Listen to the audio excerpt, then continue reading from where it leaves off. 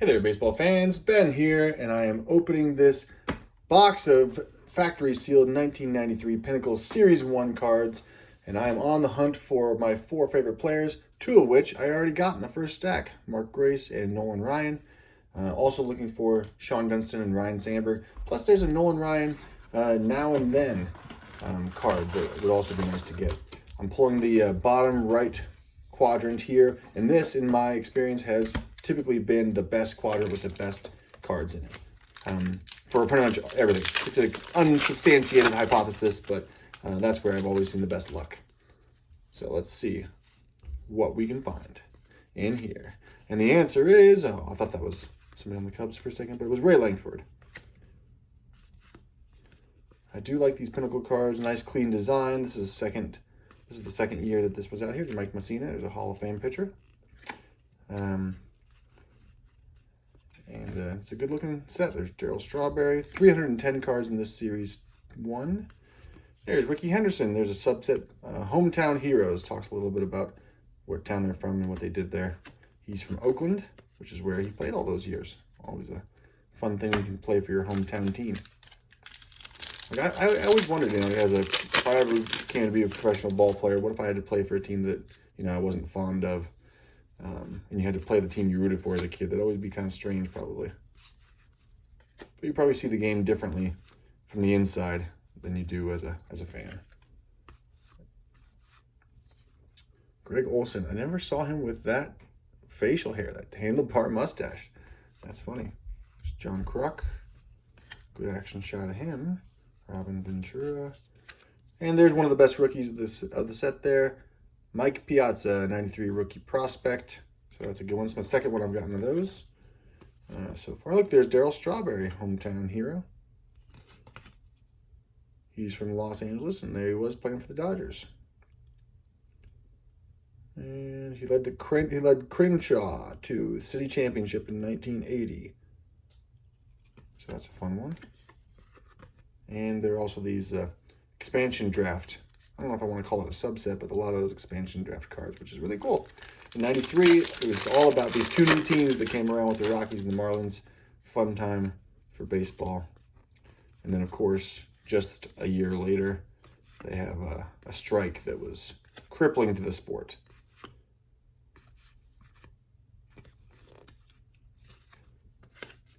There's Vince Coleman, Fred McGriff.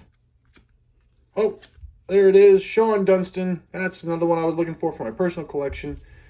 I think I'm pretty positive I have this one in my collection, but it's not actually looking that familiar though. So maybe I am missing this one, but now I've got it in pristine condition, perfectly centered with all the great corners that you're looking for. So that's a great find. Now the only one left, there's a Rico Brogna, Tim Salmon rookie card. The only one left to find is the Ryne Sandberg.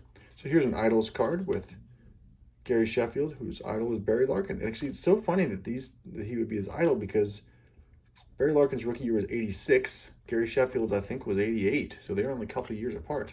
It's an interesting combination there. But I love those Idols cards. They did a good job with the design. And it's nice to see who these players idolize. Looks like I got another one in here with Tim Salmon and Dwight Evans. So looking forward to seeing what that looks like on the front. Here's a Larry Walker on the Expos. Edgar Martinez right there as well. I always kind of in my mind put those 2 players together, so it's funny that they're right next to each other. Plus a Don Mattingly. There's a great shot of Don Mattingly there. And looks like we got 2 idols in here. There's Bobby Bonilla. Derek Parks. And this is Ivan Rodriguez and Carlton Fisk. Both of them, I think, were nicknamed Pudge, right? Yep, there you go. Shared the nickname. So that's a cool card. Dan Wilson. And there's the Dwight Evans and Tim Salmon idols. So 2 idols right in that same pack. Now, also, we're looking for these the insert cards. Team Pinnacle.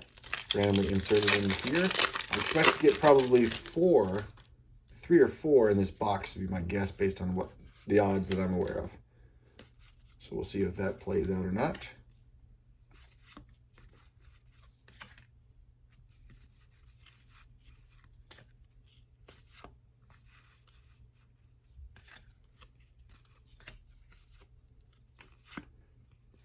There's not a whole lot in this pack. But we get a Bernard Gilkey, hometown hero. Let's learn about Bernard Gilkey playing for St. Louis. Despite being named all conference, all district, and all metro in both baseball and basketball at St. Louis University City High School, Bernard wasn't drafted in June 1984. But undeterred, he signed with the hometown Cardinals that August and rose steadily through the system before debuting in the majors in 1990. That persistence paid off with a .302 average in 1992. Actually, I love this hometown series. It is really cool for these players who get to play ball for their hometown teams that they grew up in. That's really interesting series. Nice job, score Pinnacle on that one. There's John Smoltz.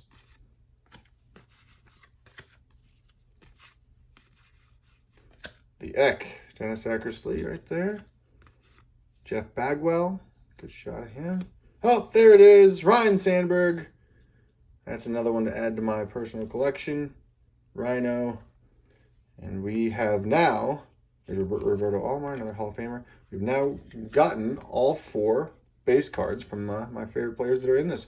And that's why I'm glad I got Series 1. Even though Series 2 has the Derek Jeter rookie, Series 1 has my 4 favorite players in there. So there's a Cal Ripken, hometown hero.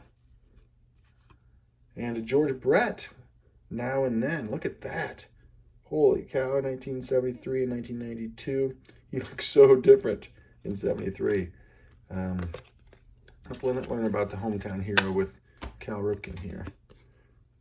Not only is Cal the cornerstone of the Orioles franchise, he's also a pillar of the community. He grew up in nearby Aberdeen, Maryland. Cal spent much of his childhood at Memorial Stadium with his father, Cal Sr., who was a coach or manager with the Orioles from 76 through his retirement following the 92 season. Cal Jr. now lives in Writerstown, Maryland. All right, I didn't realize he was a hometown guy. But I guess it makes sense because his dad was a coach and manager.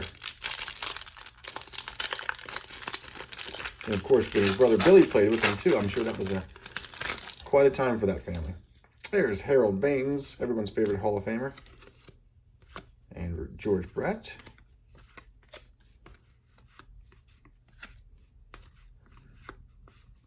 There's Mark McGuire. Haven't seen that one yet. Starting to feel like I'm going to start to see a lot of doubles or duplicates because there are 310 cards in this series. There's Barry Larkin. Check that one out in a second. And there's a Dave Winfield now and then. So Barry Larkin's hometown hero story is Barry, widely considered the best all-around shortstop in baseball, was born and grew up in Cincinnati. He was a 1982 graduate of Moyler High School, where he starred in baseball, basketball, and football. He was the Reds' second-round draft choice in 1982, but he elected to attend the University of Michigan, where he batted .361 over 3 seasons. Good for you, Barry. And then became a Hall of Fame shortstop for the Reds. Of course. But even that they didn't know in 1993.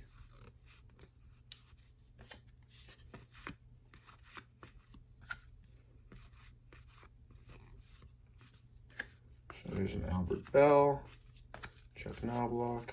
There's Deion Sanders, scampering around the base paths for the Braves. Bert Blyleven, now and then. 1970 with the Twins to 1992. Look at the difference in the uniforms. Like those flannel uniforms back then. Troy Neal. And then a couple expansions here with Gerald Clark and Dave Magadan. And our last pack of this session. Juan Gonzalez. Nice shot of Sandy Alomar Jr. holding on to the ball, making tag. Herbeck. Pat Listash, who would be Rookie of the Year that year, and then fell off after that. Chris Sabo. Tim Raines. All right, it's the first time we've seen that one. Hall of Fame base stealer and power hitter. Ozzie Canseco.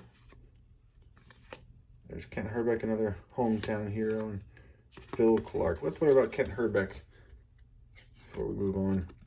Kent grew up in Bloomington, Minnesota, the Minneapolis-St. Paul suburb where Metropolitan Stadium was home of the Twins from 1961 to 1981. Kent, who had hit at least 20 homers for 8 straight seasons before 1992. Spent his childhood watching the Harmon Killebrew-led Twins in the 1960s and 1970s, which won an AL pennant in 65 and 2 AL West titles, 69 and 70. There you go, Kent Herbeck playing for his hometown team. Hope you guys enjoyed it. We got 2 more stacks to go. We'll do that next time. See you then.